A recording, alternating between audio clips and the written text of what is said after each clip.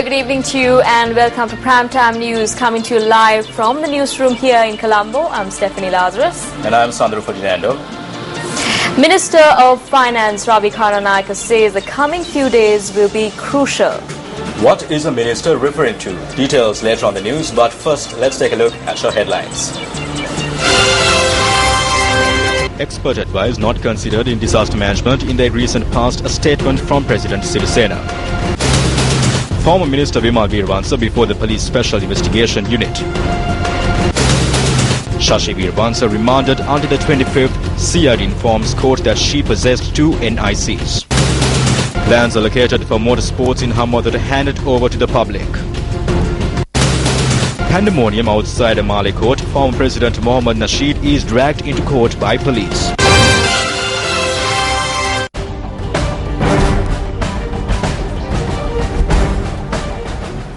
President Maithripala Sirisena, addressing a meeting held in Polonnaruwa, stated that the instructions rendered by experts in the field had not been adhered to during recent disaster management activities. The President stated that natural disasters will be prevented through the establishment of a special commission with foreign funding if needed.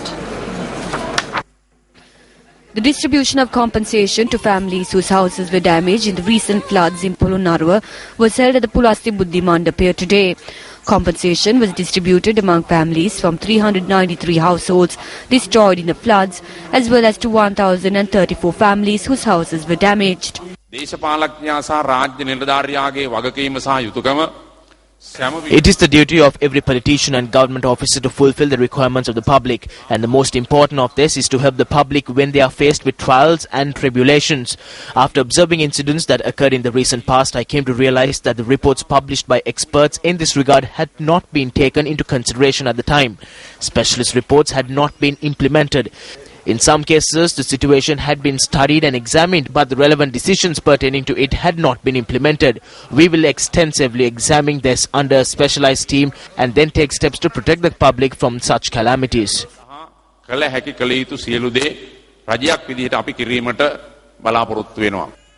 Minister John Amaratunga, who also addressed the gathering, stated that the Chinese government has provided special funds for disaster management. I would like to tell you that when we took over this treasury, we were left with very little funds. We don't really know what the previous regime did with the funds they received. We don't know on what it was spent. That is why, in accordance with the Foreign Aid Act, we had to decide to aid those who had been affected by the floods. I'm thankful to the Chinese government, which will send us equipment worth $1 million in the coming days, after considering requests made by the President following discussions held recently. In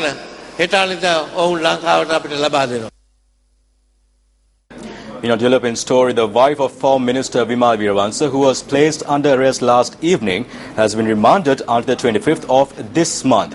Meanwhile, the CID informed court today that the former minister's wife had been using 2 national identity cards with different numbers. The Criminal Investigations Department is at present conducting investigations to find out if she had carried out any financial transactions via banks using the 2 NICs.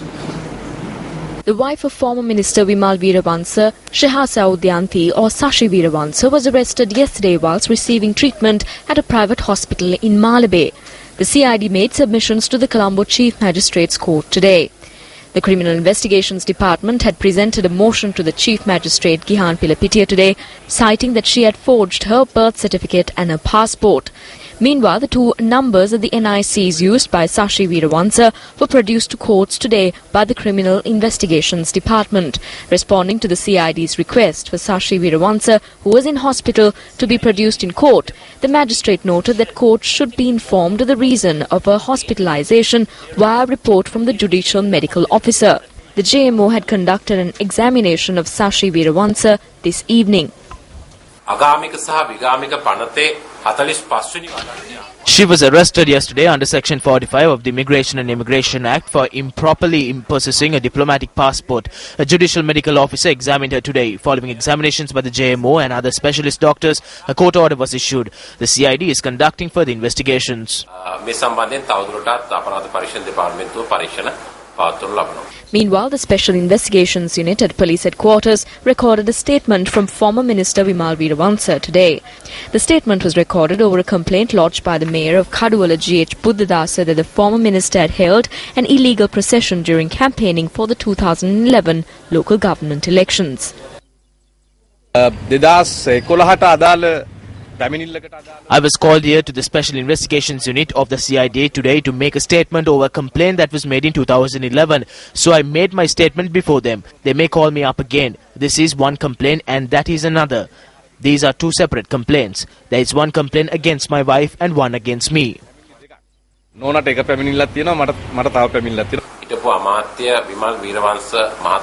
The complainant had lodged this complaint stating that a group including former Minister Vimal Weerawansa travelled in the procession and that when his procession was about to start, the police had not allowed it. It cited the incident as being in violation of local government election laws.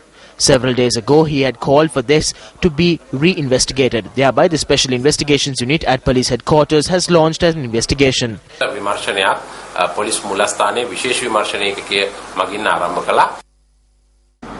Welcome back to the news. Minister of Housing and Samruddhi Sajith Premadasu says that the land which was allocated for a motor racing track in Hambantota will be vested in the people living in the area.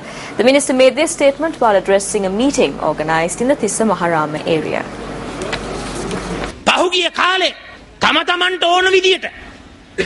The era where ministers and leaders in the past in this country separated plots of land for their own benefit is over.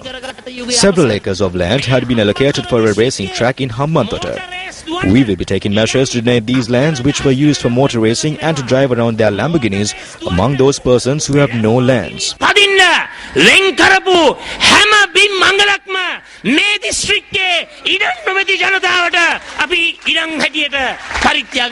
Marking the commencement of an island-wide campaign to donate 100,000 to Samruddhi beneficiaries, 182 were awarded debt relief. A conspiracy is underway to topple this government. High-ranking officials do not take notice of what we say and then they vilify the people of this country.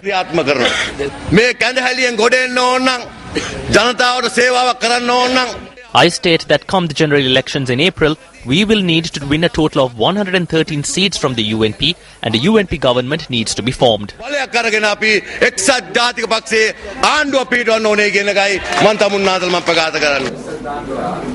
Former Minister Kumar Velgama says that they will defeat the current government at the upcoming general elections. Now, the former minister made this comment in Mathugama.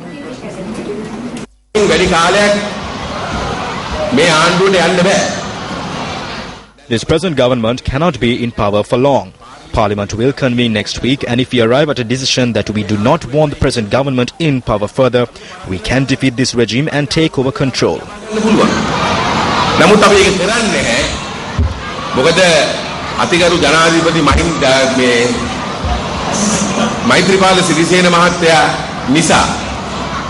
We will not do such a thing because we respect him. He has made a request from us to support him in this 100-day program.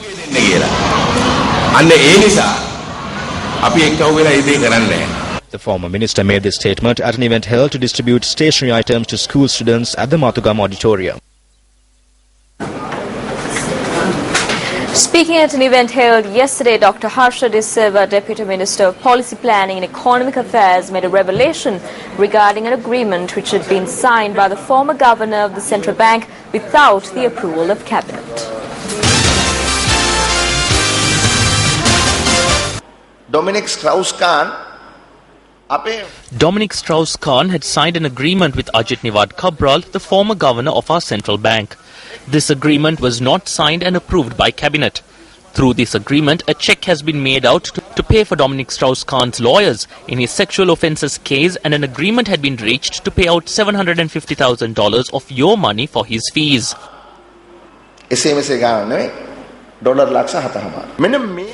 This is how the central bank used the taxes on our milk powder, our reloads and the money that we could have used to spend on our children to pay the legal fees of people who have lost faiths all over the world and have been accused of sexual abuses.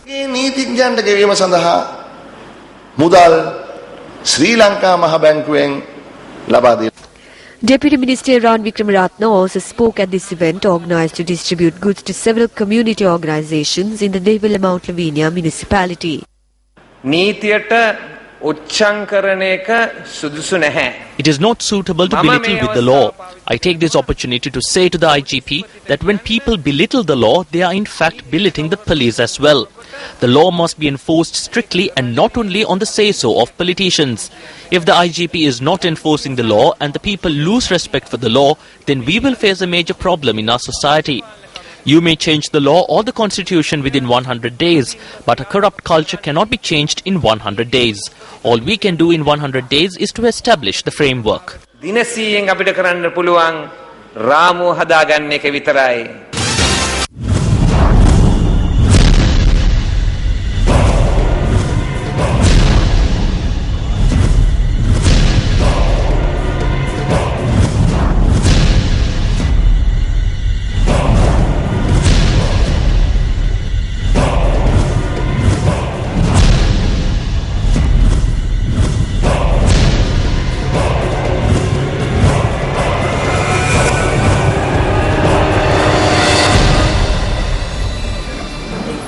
Convening a media briefing today, the alternative group of the JVP criticised the activity of the current government.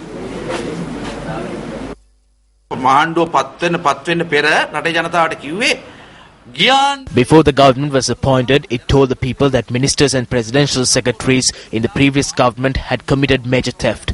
If a 50 or 60 acre plot of land in Gampa was fenced off, it belonged to Basil Rajapaksa. If a two-story building was built on land in Colombo, it belonged to Gotabe Rajapaksa. If a hotel was being built, it belonged to Namal Rajapaksa. Even we, the people, believed that this was the truth. Today the people are waiting to see when these lands, buildings, hotels and Lamborghinis will be acquisitioned by the government. At present they have been unable to acquisition any of it. It has become a lie that was fabricated to the people of this country. Politburo member of the Frontline Socialist Party, Pobudu Jagoda, charges that the present government is continuing to carry out the oppression of the previous regime. Representatives of several political parties and civil society participated in the press conference held under the initiative of the Frontline Party. It has been 40 days since the appointment of a new government. Within this time frame, a problem has arisen where those who were victims of the anti-democratic regime have not been granted justice. Now the relatives and parents of persons reported missing have once again lodged complaints. No steps have been taken. Several persons have been held as political prisoners. The government at least has not taken steps to release political prisoners who have been held without any charge filed against them. The law of oppression which was carried out by the former regime is continuing to be implemented by the new regime as well. පසුගිය ආණ්ඩුව විසින් පවත්වාගෙන ගිය මර්ධන නීති අකණ්ඩව මේ ආණ්ඩුව විසිනුත් පවත්වාගෙන යනවා. මේ රජය තුල අපි දකින අර්බුදය තමයි පළවෙනි දින 50ක්.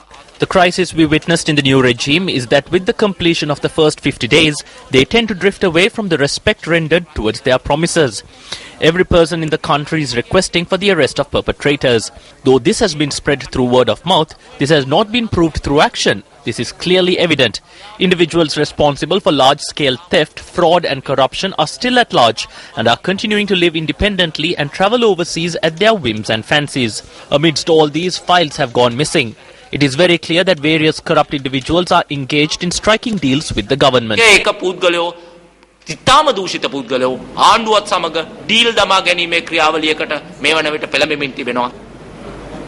Prime Minister Ranil Wickremesinghe claims that the Australian government's silence on alleged human rights abuses in Sri Lanka was the price it paid to secure cooperation from the former government on stopping asylum seeker boats. Now, he made this statement in an interview with the Australian newspaper. Meanwhile, Australia's Greens party alleged today that there may have been corruption in the handling of the asylum seekers. In the interview, Wickremesinghe is reported to have said that Australian Prime Minister Tony Abbott's close relationship with the Rajapaksas was a mystery to Sri Lankans and that Australia's new Immigration Minister Peter Dutton would be unlikely to get the warm welcome received under the previous government. The Australian reports that during the interview held over the weekend at the Prime Minister's office in Colombo, Wickremesinghe confirmed the involvement of, quote, people connected to the previous government, unquote, in people smuggling operations. The Australian quoted the Prime Minister saying, quote, "It was being done by people with Rajapaksa connections, but once this deal was done between Australia and the Rajapaksa government, where you looked the other way, then Secretary of Defence got the Navy to patrol," unquote. Prime Minister Wickremesinghe had reportedly told the Australian newspaper, quote, "I am not against the Australian government, but I think you must learn from your experiences. Some other countries must also that fully back the Rajapaksa regime. When human rights were being trampled and democracy was at bay, these countries were silent. That is an issue for Sri Lanka," unquote. At a press conference held today, Greens Party Senator Christine Milner had this to say on the Prime Minister's comments. Today, news has come from Sri Lanka that it is not just a loose connection, but that it was a clear understanding that the Australian government would look the other way and ignore human rights abuses under the Rajapaksa regime in order to have cooperation about the handling of asylum seekers.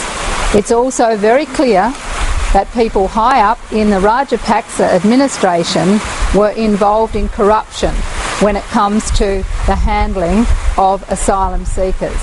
And now we have confirmation from the new government in Sri Lanka that Australia chose to look the other way.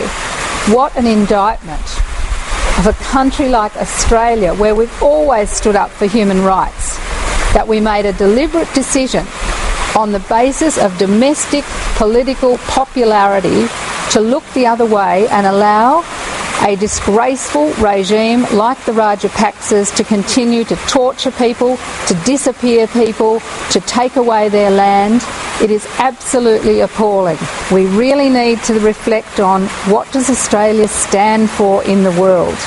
And what we should stand for is human rights, international law and common human decency. That's got to be where we start. The case pertaining to the incident in Banduraba, where a stage set up for a UNP election rally was attacked and damaged, was taken up at the Baddegama Magistrates Court. Former Deputy Minister Nishantha Muthuhettigama and a group of individuals were charged with damaging the stage of an election rally of the then common candidate Maithripala Sirisena in Waduraba last December. The lawyer speaking on behalf of the defence requested court to release the impounded passport of the former Deputy Minister for a short period. Thereby, the Baddegama magistrate ordered to release the surrendered passport of UPFA MP Nishantha Muthuhettigama today, based on orders that the passport be surrendered to court again on the 23rd of March. ඉදිරි කාල සීමාව තුළ මේ අපිට විරුද්ධව ඊටාම සාධාරණයක්. I would like to say that I believe that in the near future we will be released from all charges filed against us in an unjust manner. They have also filed charges against innocent persons who worked for me. This is very unfair. අහිංසක මිනිස්සු මාත් එක්ක වැඩ කරපු මේ නඩුවලට ගොනු කරලා ඉන්නේ. ඒවා ඊටාම අසාධාරණ විදිහට කරපු ඒවා. Meanwhile, the case filed by Western Provincial Councillor Nimal Lanka, claiming that Minister Ranjan Ramanayaka had assaulted him during the run-up to the Western Provincial Council polls, was heard again before the Negombo District Court today. During the hearing, the additional district judge ordered Minister Ranjan Ramanayaka to provide answers when the case will be taken up for hearing on the 8th of June. Honorable Ranjan Ramanayaka is presently in charge of an important ministry. He was jobless previously and now he has to tend to dairy cattle instead of slinging mud at one another. The next election will be held in the electorate system, so there is no requirement to struggle for popularity. Since the elections will be held in electorates, I clearly state that he will be defeated within the electorate. I challenge him to contest the election with me.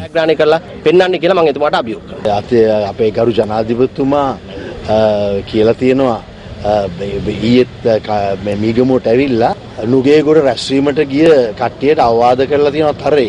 ඒ හින්දා මං හිතන්නේ I think he won't be receiving a nomination. He must obtain a nomination before trying to defeat me.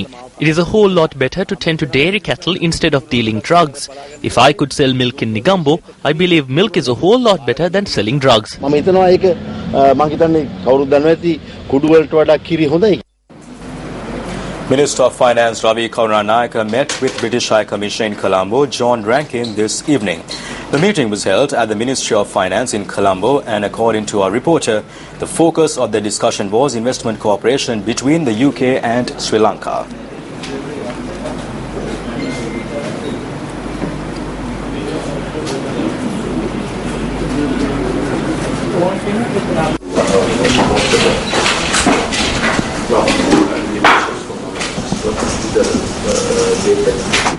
A media briefing was held following the meeting with the British High Commissioner, and Minister Ravi Karunanika was grilled on the future course of action of the government regarding MP Duminda Silva.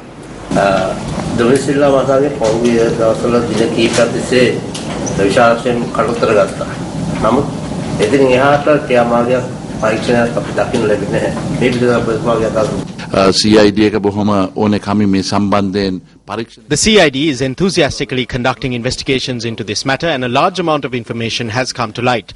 New information has come to light, and all of us who are working for good governance are waiting to see if this good governance is being implemented. I believe that you will receive a proper response in a day or two. While it appears that feet are being dragged in the case of investigations here in Sri Lanka, prompt action has been initiated in the case of 2 UK MPs implicated in cash for access scandal. 2 former UK foreign secretaries have been secretly filmed, apparently offering their services to a private company for thousands of pounds. Jack Straw and Sir Malcolm Rifkind are the subject of the allegations arising from a joint investigation by the Daily Telegraph and Channel 4's dispatchers. Both Straw and Rifkind are 2 of the most senior figures in UK politics. Both men were filmed by undercover reporters posing as representatives of a Hong Kong-based Chinese firm. Jack Straw is heard speaking about how he could operate under the radar and how much he charges for his advice. Down the track, this issue of what fee you had. Oh, of course. Yeah. Well, actually, it'd be good to, I don't know if you have a kind of daily rate in mind. I mean, normally, if I'm doing a speech or something, it's £5,000 a day. That's what I charge. Yeah. Sir Malcolm Rifkind, who was knighted in 1997, is heard saying that he can arrange useful access to every British ambassador in the world because of his status. Rifkind also speaks of his salary. I'm self-employed, so nobody pays me a salary. I have to earn my income, but when I'm not doing something, I can do what I like. In a statement after the news broke, Straw said he made it clear that he would only work for the company after stepping down as an MP as planned after the election in May. He has been suspended from the Parliamentary Labour Party. In his statement, he said, quote, "I am clear that there was nothing that I said in the meetings which was improper," unquote. Sir Malcolm Rifkind told the BBC that he would not have assisted any company to obtain information that is not already public. He insists that this scandal would have no bearing on his role as the chairman of Parliament's Intelligence and Security Committee. Both men have referred themselves to the Parliament Commission for Standards, which investigates rule-breaking by MPs in the United Kingdom. While an investigation is certain, UK media reports indicate that such an investigation could take months. Maldivian Democratic Party leader and former Maldivian President Mohamed Nasheed was escorted by police to criminal court for his trial this evening.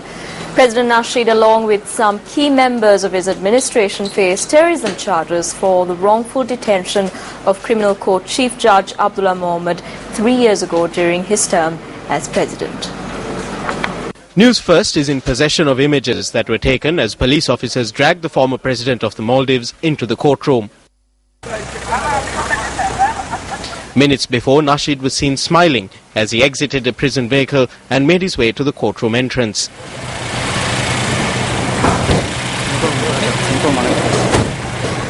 Maldivian media reported that Nasheed was seen falling to the ground as police escorted him into court. He fell to the ground in the ensuing struggle and had his shirt torn when the special operations officers escorting him attempted to forcefully drag him into court, despite him repeatedly saying he wanted to go in on his own.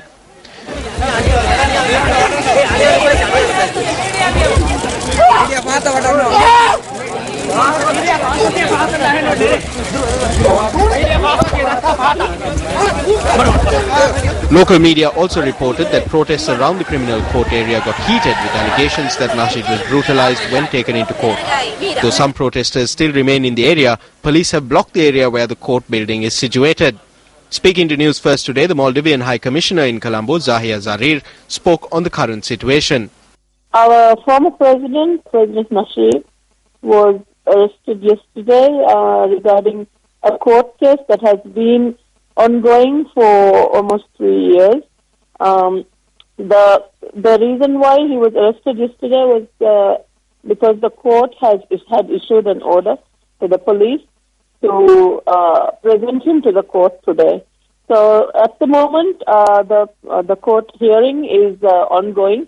Meanwhile, the MDP or Maldivian Democratic Party claims that Nasheed was the victim of a premeditated attack. The Maldivian Democratic Party does have a strong leadership. They have on track a program to hold the government accountable for violations of the constitution, and those activities will go on track. Our leadership will somehow try and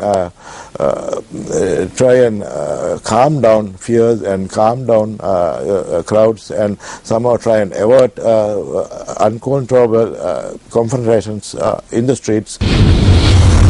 A Newsfirst.lk reporter in Malé captured footage of Nasheed leaving the court premises after the hearing. Speaking exclusively to Newsfirst, Laila Ali, the wife of former Maldivian President Mohamed Nasheed, spoke about the ordeal. He had a court hearing at 4 p.m. where his lawyers were not allowed to represent him. They were informed that they need to ask for representation 48 hours before the case started. So he went in alone. He tried to talk to the media, and then the police pushed him aside and he fell. And it looked as if his arm was twisted and the right thumb was twisted badly, and he looked in great pain. And then he was taken in. He was alone in the court.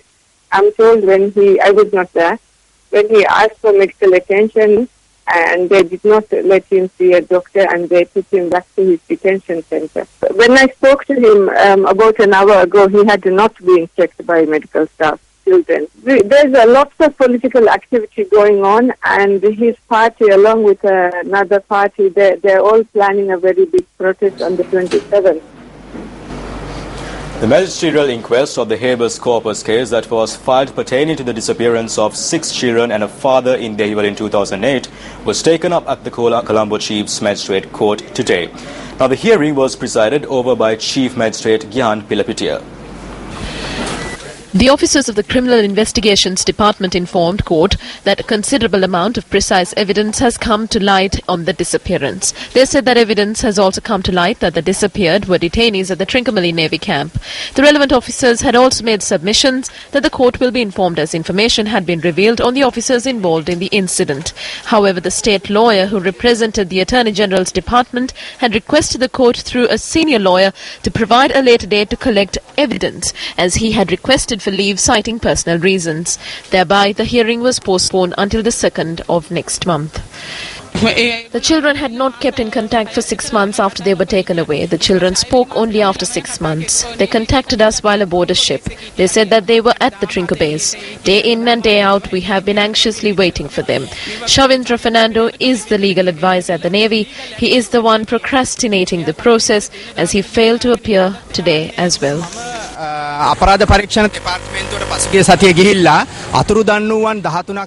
I went to the CID and informed them of the 13 who disappeared and tipped them off on a possible attempt to aid and abet a disappearance. A case was taken up on the disappearance at court today. My request is to end the investigation as soon as possible and take swift measures to subject all authorities, including those who are involved in politics, including those who are working in the security forces, for a thorough investigation. The roof of the complaints unit at the Kohola police had collapsed this evening. It consists of 2 cells, and the prisoners were at courts where the incident had taken place.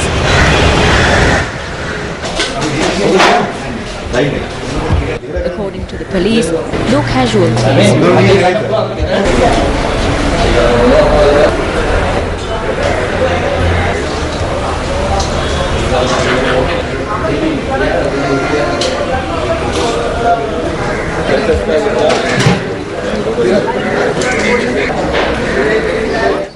The new Army Commander, Lieutenant General Krishantha De Silva, assumed duties today. The new Army Commander, Lieutenant General Krishantha De Silva, assumed duties today as the 21st Army Commander amid a guard of honour.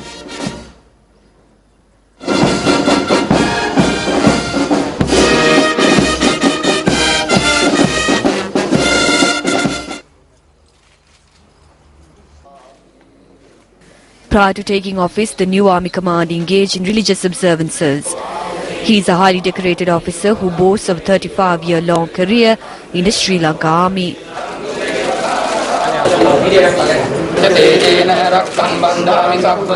Subsequent to taking office, the new army commander offered floral tributes at the Army Memorial in Battaramulla. A number of persons, including former army commander General Dayarat Nayaka, were present at the occasion. The Friday Forum, an informal group of concerned citizens, has called for transparency in public consultation in the implementation of the 100-day program.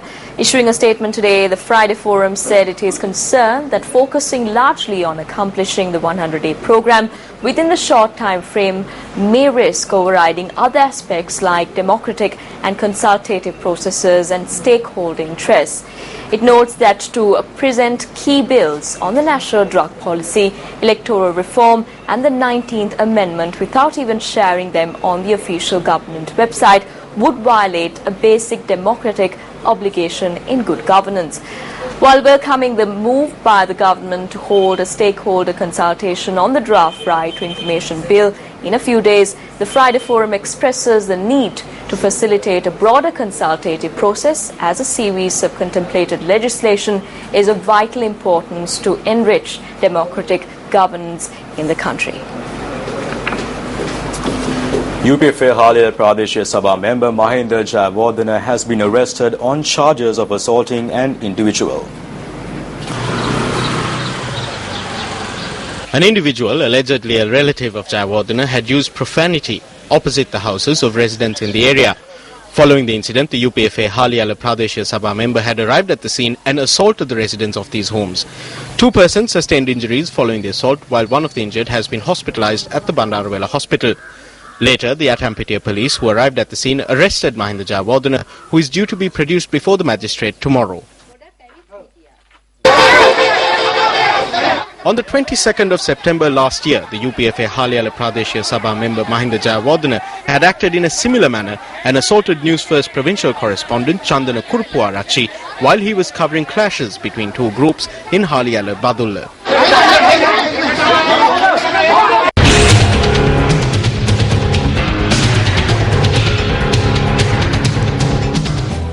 The Anderson Flats in Narayanpeta depicts the vision of the late communist leader Peter Kinnaman, who as a minister of the Unity Front government embarked on a mission to provide proper housing to those from the middle class and the poor in Colombo and surrounding areas. The complex, which was declared open in 1969, consists of 20 buildings, each housing 40 apartments. While 560 apartments were allocated for civilians, 240 apartments were allocated for the families of those serving in the Tri-Forces. The maintenance of this complex, which first came under the Housing Authority, has since been vested in the National Condominium Management Authority. While the residents of these apartments have complete ownership and pay assessment rates to the Colombo Municipal Council, the maintenance of the complex has now been vested in the National Housing Development Authority. Considering the fact that no renovation had been undertaken on these old apartment complexes for decades, funds were allocated for this purpose through the 2012 budget and successive budgets to the National Housing Development Authority. A sum of 360 million rupees was allocated through the Jana Sevana program to refurbish such complexes in Colombo and surrounding areas. Using these funds, plans were made for the refurbishment of the Anderson Flats 3 weeks prior to the concluded presidential election. The workshop for this refurbishment was erected on the playground for children living at the complex. Scaffolding was first put up in the A and B units of the complex, covering 80 apartments. This created a situation where the windows of the apartments could not be opened until the refurbishment was completed.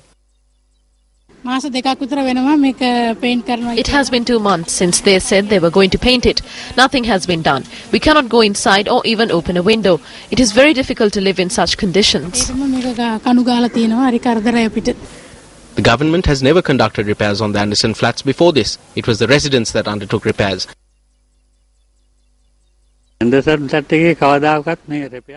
Post-election, the massive hoarding that had been erected here was removed, but the scaffolding remains to this day. This time they started but have stopped halfway. If the refurbishment of this complex will not continue for whatever reasons, shouldn't steps at least be taken to allow these people to open their windows for a breath of fresh air? Chairman of the National Housing Development Authority, over to you.